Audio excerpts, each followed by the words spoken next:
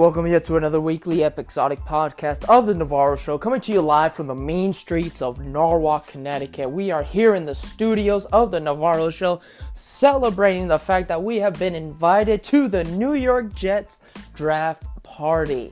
We're going to be at MetLife Stadium, watching the draft live, the NFL draft live, to where we're going to be able, not only is that, but we're going to tour the stadium, meet some players, actually go out the extra mile to really enjoy the game, enjoy the experience with a bunch of other Jets fans there.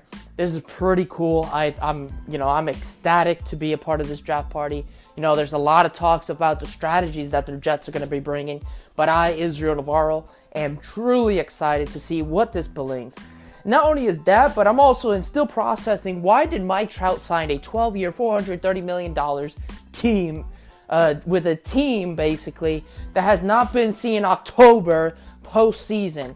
You know, yeah, sure, he's going to get paid $36 million a year for 12 years, but how is he going to, I don't know what, I still don't understand why teams are now dropping these big contracts out of the blue to keep players. You know, I do think that's going to weaken him up. As a Yankee fan, I am worried that the Yankees will not offer Aaron Judge a solid deal, and where Aaron Judge is going to bounce from the Yankees. So I really hope he brings the World Series championship back, so that way when he leaves, he at least has the World Series, because if the Yankees aren't going to give that money to Aaron Judge, now we're seeing a serious issue with that organization. But with Mike Trout, great. He's going to be able to live comfortably in Los Angeles, California. But the sad fact is that he may not even see a World Series within playing this 12 years. The Los Angeles Angels didn't take into consideration that he could get injured within those 12 years, and then he's not putting the numbers up as he is. So it's going to be interesting to see what goes on with these big deals with Bryce Harper, Manny Machado. No question, Manny Machado probably just didn't want to play in October, and he went with the San Diegos. But it's going to be very interesting to see. You know, I personally, if I was an owner of the team, I'd do debate those big contracts, because how do you know this player is going to be healthy? Now, if he's 20 years old, you're going to drop him that contract, and you're going to make sure, well, by the time he's done, he's 30. Boom, you're out of the loop. You can get a player that's younger or plays a lot better than he is at that level. But again, this is what the Angels, the Padres and the Phillies wanted to do. You know, Bryce Harper hasn't shined too well on preseason, so I don't know what to expect coming out of this. So we're going to do that. We're going to come back. We're going to talk about the XFL and the NFL in the podcast when we come back from our local sponsor.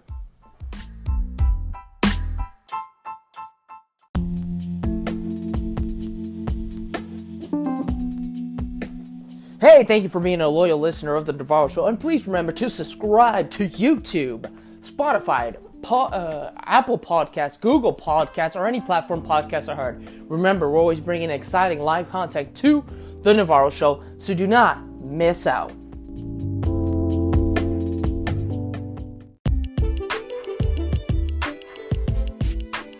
All right, we're back and we're hitting the record button here for The Navarro Show. I am your host, Israel Navarro, and what an amazing news from the XFL for the Los Angeles team.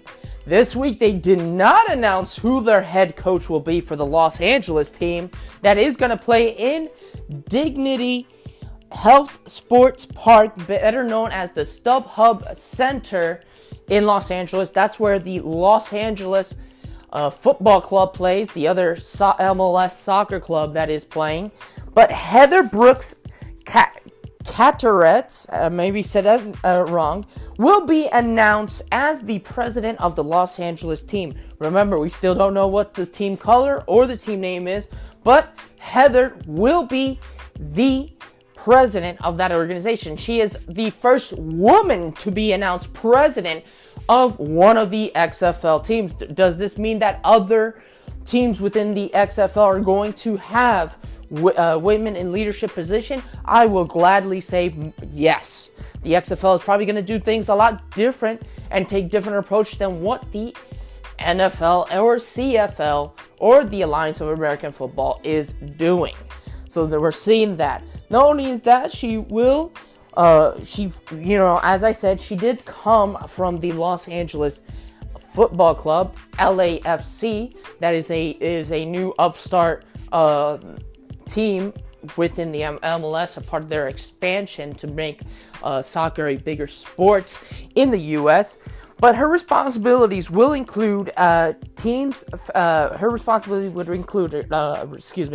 will teams, fans interaction, how will the players interact with their fans, to business operation, making sure that there is a profit coming in from the Los Angeles team being a part of the XFL. We're also going to see that she's going to be working with corporate partnerships, so she may get sponsorships from, the local supermarket to Lay's chips, all those kind of day-to-day operations, to see how the ticket sales, to see what she can improve with the ticket sales going in. Also, how they're going to market the team, the marketing that they're going to do, and the strategies that they're going to do. Communications, how they're going to talk to press, how they're going to communicate with all those people, as well as community interactions. Remember, teams like the New York Yankees, for example, they do back-to-school gifts where they give backpacks to kids, Christmas presents, those kind of things that we're going to see interaction, or where we're going to see players, they're going to do like after-school programs. Who knows what that's going to be? But Heather Brooks Carrette is named the first woman president in the XFL, and she's going to take a leadership. But does that mean we still have to hear about the head coaches for New York, St. Louis, Los Angeles is another one that's missing.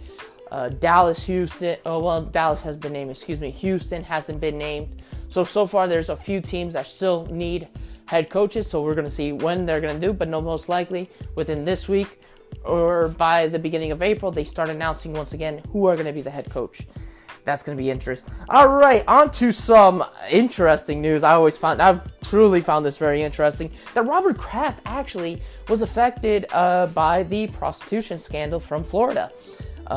Robert Kraft, one of the biggest turnout, that they want to release a tape of Robert Kraft supposedly interacting in the prostitution. I don't know if this is going to be the Robert Kraft sex tape. I don't want to see almost an 80-year-old man getting freaky with an Asian woman.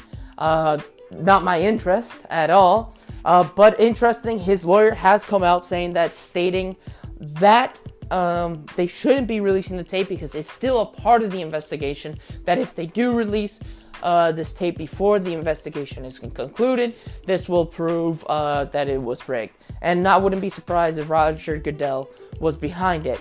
But, it is interesting what the NFL could do if, sure, Robert Kraft has pleaded not guilty, but if the NFL is in a position and Robert Kraft is found guilty, he does have to step away. I don't think he's going to sell the team. Obviously, his family isn't involved, so if he even has to remove himself as owner, he could put it in with his children to take over the ownership of the Patriots. We might have we'll see other, a new CEO of the Patriots organization be stepping in for this matter. He is a problem because remember in baseball, George Steinbrenner got suspended for a year from the league. I wouldn't be surprised if Robert Kraft faces the same and will get the same punishment from the NFL if he gets suspended, or he has to be like, hey, you got to stay away from being the owner of the team. We don't know, but if he is guilty, those are going to be the options. Now, if he isn't guilty, oh man, this is going to, I can see Barstool Sports going all over it, saying that Roger Goodell was behind it. Robert Goodell was trying to screw the Patriots out of another Super Bowl, making sure that they don't have 10 appearances within the 21st century. Who knows what's going to go on, but right now we know that Robert Kraft's attorney is actually looking to not get this tape released. If, and I personally don't want to see Robert Kraft sex tape. That's the best way I can put it for you. Now on to some of the most interesting news. After the New York Giants became the most pathetic franchise in New York sports history, the Jets are stepping it up. Sure, the Jets are seen as like the Mets. They're part of the New York. They're an important franchise and everything to the New York sports. But sometimes they're overlooked. And hey, I've been guilty of it too. But hey, now seeing that the Jets want me there for their draft party, I am 100% in, and I will show my support for the Jets being here, a part of the New York market.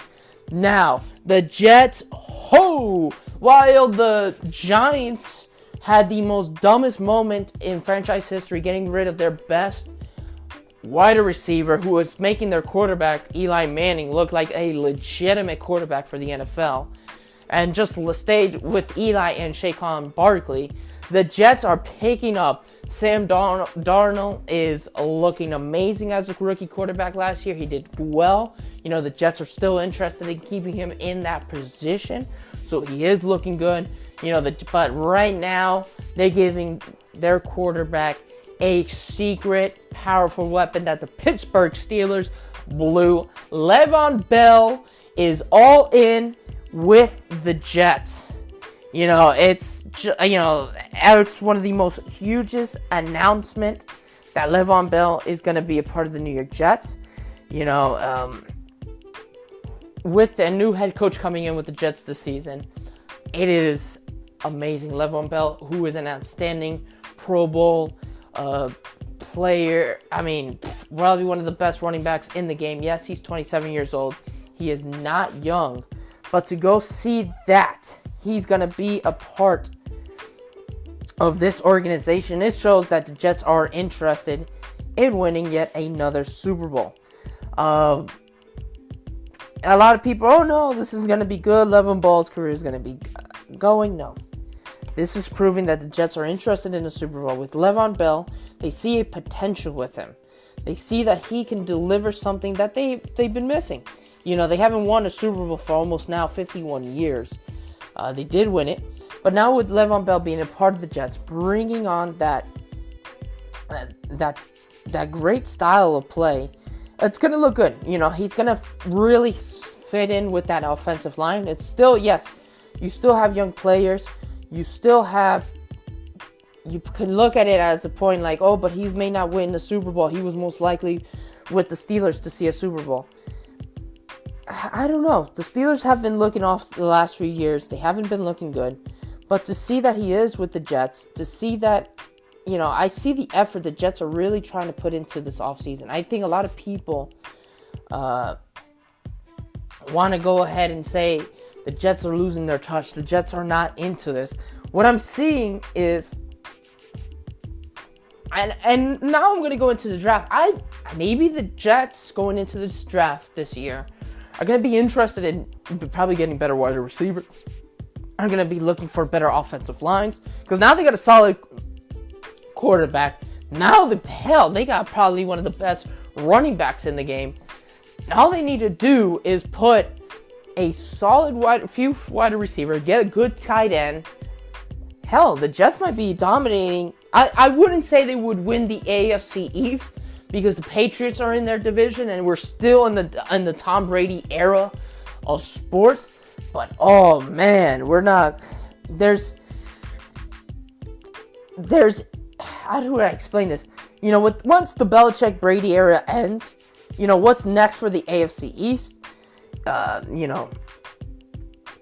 What's going to be next? The Jets were shut out when the Dan Marino era and Miami Dolphins, to now with the Patriots in the picture with the Tom Brady Belichick era. So with this pick, the Jets are delivered on giving Sam Darnold the most dynamic weapon that he needs to take the game to the most logical level. But by the level, not pretending that there's no risk with Bell. Remember, Bell can be a little controversy. Again, he can get hurt. It's all about depending how he is. Yes, he's a 3-time Pro Bowler. But this is going to solidify a running game for the Jets that they didn't have. There's many other players that the Jets can start looking into. They may have to build their defense so that way they don't let points slip in. But right now, with Le'Veon Bell being a part of the Jets, we're seeing probably one of the most... I'm going to say the Jets might be the biggest competition to the Patriots in the AFC East. But that's not going to guarantee that they can win. Maybe put them in like a wild card position for the playoffs. But, now that the NFL is also doing wild cards, but it may put them in the wild card position to get in. But again, I don't expect them to win. Again, Tom Brady's contract does come up in 2021. But again, this is, the Jets are going with a lot of younger players, and they're really trying to give them the experience with experienced players to lift this franchise up. If they come back into the Super Bowl picture, oh my God. You will never hear, the Jets fans will celebrate this until the end of time. I know Gary Vaynerchuk, he'll be all over the place. Like, he would not, he would he would need a month to recover after that Super Bowl win. But, oh man, it's going to be very interesting to see, which I do think the Jets are they're pushing themselves to be in a playoff contenders. They're pushing themselves to get ready for that end of the era with the Tom Brady, Belichick era. So the Jets are really positioning themselves with all these key players to really become, within the next 10 years, probably one of the most dominating teams in the AFC East. Get ready. I'm calling it 10 to 12 years. We're even considering the Jets in the Super Bowl again, considering the Patriots are no longer with the Belichick Brady era. They're considering that Miami's not going to look too strong. The Buffalo Bills, let's not even mention it. So right here on the Navarro Show, in a couple more years, we're going to be talking about how the Jets made it to the Super Bowl. Calling it here right now, 2019, where we'll see the Jets in the Super Bowl. Well, that is all for the Navarro Show this week. Please remember to subscribe, review, and share this podcast with everyone you know, so that way everyone can get this awesome podcast. The podcast you just heard was made using Anchor. Ever thought about making your own podcast? Anchor makes it really easy for anyone to get started. It's a one-stop shop for recording, hosting, and distributing podcasts. Best of all, it's 100% free. Sign up now at anchor.fm/new. That's anchor.fm/new to get started.